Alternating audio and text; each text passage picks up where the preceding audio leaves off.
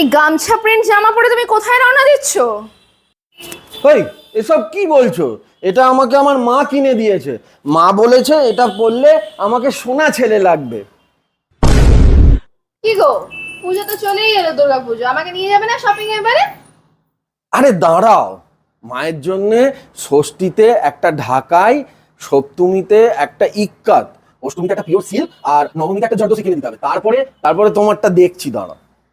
আর দশমীটাই বা বাদ দিচ্ছ কেন? তোমার ফেভারিট দই কাতলাটা আজকে আমি রেঁধেছি, খেয়ে দেখো তো কেমন হয়েছে। ভালো হয়েছে, কিন্তু মায়ের মতো অত ভালো হয়নি।